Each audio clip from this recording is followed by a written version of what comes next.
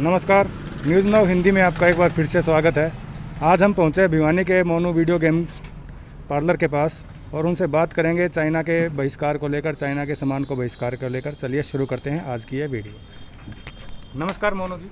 नमस्कार जी। ये जो चाइना के सामान का बहिष्कार अभी किया जा रहा है, सरकार ने भी अपील की है कि चाइना के सामान का जितना हो सके उतना बहिष्कार करो, उनकी ऐप्स का बहिष्कार करो। तो इसके बारे में आप क्या कहना चाहेंगे? सबसे पहले आप अपना इंट्रोडक्शन दें और हमारे दर्शकों को बताएं कि सरकार की ये रणनीति किस तरह से काम करेगी। देखिए जी, सबसे पहले तो पब्लिक को ही नमस्कार। मैं मोनू कोकड़ा भिवानी से। तो मैं सबसे पहले तो यही कहूँगा कि सरकार अपना काम कर रही है, जनता को स्टार्टिंग करना चाहिए। सरकार ने बोला है अभी चीनी जो ऐप है वो बहिष्कार करो, उनका अनइंस्टॉल करके, टिकटॉक जैसी है। और लेकिन उससे पहले आप इनको अनइंस्टॉल करने से पहले आप अपना मोबाइल ही तोड़ दो, क्योंकि वो चाइना का है। 70% सामान चाइना का ही इसके अंदर है। सबसे पहले तो हमें अपने घरों में 70% जो इलेक्ट्रॉनिक्स की चीज़ें हैं वो हमें अपने रोड पे लाके उनको जला देना है। मोबाइल से स्टार्ट कर दीजिए। LED बल्ब, LED जो देखने वाली है वो, इलेक्ट्रॉनिक्स का कोई भी ट्यूब वगैरह, बल्ब, स्विच, कोई भी आइटम है LED वगैरह, ये जितने भी है चाइनीज़, ये लगभग 70% आइटम चाइनीज़ प्रोडक्ट इनके अंदर होता है। रही दूसरी बात, बोलने से कुछ नहीं होगा, हमें चाइना का मुंह तोड़ जवाब देना पड़ेगा। चाहे सरकार कुछ भी करती रहे, हिंदुस्तान को मजबूत बनाना है तो हर इंसान को मजबूत बनना पड़ेगा, देशवासी को खास तौर पर मजबूत बनना पड़ेगा। और ये तो सबसे पहले तो यही है कि भी आप अपना मोबाइल तोड़ ही दो। स्टार्ट करना है तो आज से ही स्टार्ट कर दो, अपना मोबाइल तोड़ दो। टिकटॉक और जो फेसबुक बोलते हैं, इंस्टाग्राम वगैरह, ये जो बोलते हैं अनइंस्टॉल करने से कुछ नहीं होगा। सबसे पहले तो चाइना का सामान का बहिष्कार यहीं से स्टार्ट होता है, अपना मोबाइल तोड़ दो। एक मैसेज वायरल हो रहा है आजकल कि चाइना का बहिष्कार करना है तो ये ऐप आप अनइंस्टॉल कर दो, इनको अपने फ़ोन से क्लीन आउट कर दो, जैसे TikTok, UC browser, DU recorder. तो ऐप्स को लेकर आप क्या कहना चाहेंगे? ऐप्स का तो एक किस्म का ये तो एक राजनीति वाला सिस्टम हो गया। ऐप्स का तो कोई सिस्टम ही नहीं है। ऐप्स तो मैंने तो मेरे मोबाइल में तो मैंने टिकटॉक तो मेरे को सिस्टम ही नहीं अच्छा लगता कि टिकटॉक कोई चीज़ ही नहीं है। ये तो एक बस इससे एक ये चीज़ हो गया कि भी एक बंदे को, एक समाज के कुछ लोगों को इस टिकटॉक की वजह से जो फजूले लोग थे उनको खाना रहना, जो कपड़े पहनने का सलीका वो आ गया बस। लेकिन ये फिजूल जो खाली लोग होते हैं ना, उनका ही सिस्टम है टिकटॉक वगैरह। और ये जो दूसरी ऐप वगैरह है, इनसे कुछ नहीं होगा। सबसे पहले तो यही है कि चाइना का मोबाइल ही तोड़ दो।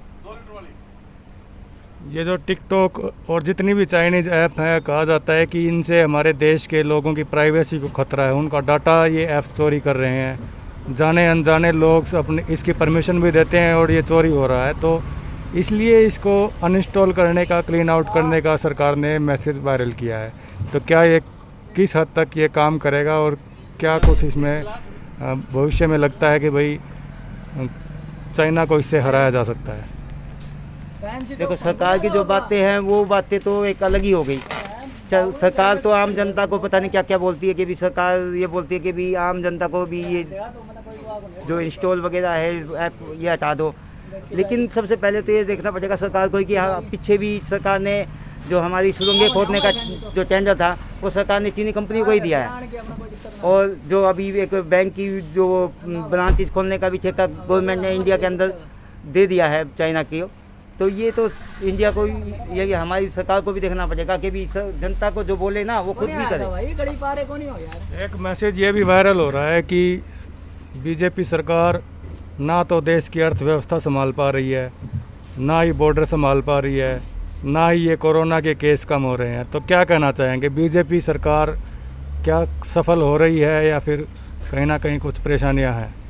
देखो, बीजेपी सरकार एक तरफ से ठीक भी है क्योंकि इतनी बड़ी महामारी एकदम आई, तो इतनी बड़ी महामारी चारों तरफ से देश घिर गया। कुछ यहाँ से नेपाल का सिस्टम हो गया, चाइना ने अंदर आ गए उनके जो सैनिक थे, तो सरकार एकदम से दबाव नहीं झेल सकती, क्योंकि ये महामारी जो स्टार्टिंग में लॉकडाउन हुआ था, वो महामारी बाद में इतनी बढ़ गई, आम जनता ने एकदम भाई लॉकडाउन अर्थव्यवस्था को संभालने के लिए कुछ जगह खोलना पड़ा, तो वहाँ पे एकदम महामारी जो बढ़ी तो सरकार को टेंशन हुई, एकदम संभालना, देश को संभाले या बोझों को संभाले, कितना कुछ संभाले। तो इसी पे वही बात है कि आप देश को, हम ये नहीं कह सकते कि सरकार में कोई गलत काम उठा रहा है, गलत सरकार अपना फैसला भी लेगी, टाइम आने पे लेगी, लेकिन टाइम अभी है तो कुछ टाइम देना भी पड़ेगा, क्योंकि अमेरिका से भी वही बात है, उनकी बात चल रही है, और इजराइल से भी उनकी बात चल रही है, क्योंकि हमारे पड़ोसी देश तो यही है, हमारे जो साथी हैं। तो एकदम इतना बड़ा सोच भी नहीं सकते भी, क्योंकि अगर कोई देश का हमला होता है या किसी के साथ हमारी मुकाबला होता है, हमें चाइना के साथ अगर युद्ध करना पड़ जाता है, तो यहाँ हम पहले कोरोना में मरे पड़े हैं, तो अर्थव्यवस्था और डूब जाएगी, पहले डूबी पड़ी है। बीजेपी के पूर्व प्रधानमंत्री रह चुके अटल बिहारी वाजपेयी का कहना था कि हमें अपने पड़ोसियों के साथ अच्छे संबंध रखने होंगे, हम अपने पड़ोसी बदल नहीं सकते।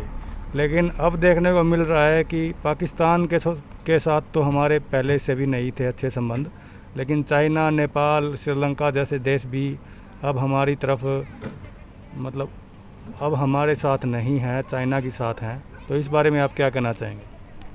देखिए जी, वही बात है, इस टाइम पूरा वर्ल्ड जो है वो इसी कोरोना महाशक्ति के जो महामारी है इसी के ऊपर जूझ रहा है। तो चाइना ने ऐसा सिस्टम कर रखा है कि भी 70% देश चाइना के प्रोजेक्ट पे निर्भर है। चाइना का विरोध करना हर देश, छोटे देश का तो हाल ही नहीं है। पीछे जो चाइना की ये जो नेपाल की अर्थव्यवस्था ख़राब हुई थी, तो उस टाइम भारत कुछ प्रॉब्लम में था, तो वो नेपाल की नहीं कर पाया था मदद, तो वहाँ पे उन्होंने चाइना को मदद कर दी थी। तो अब वही बात है, नेपाल का तो सिस्टम ये है कि भी वो जहाँ पे उसको अपना फ़ायदा दिखा वो वहाँ ही झुक जाता है। दूसरी बात रही, नेपाल के लगभग 70-80% नेपाल के तो बंदे इंडिया में आके ही रोज़गार करते हैं। और अब अगर नेपाल ऐसा हरकत करेगा तो उनका भी वो भूखा मरने का टाइम आएगा। चाइना कितने दिन उनकी मदद करेगा?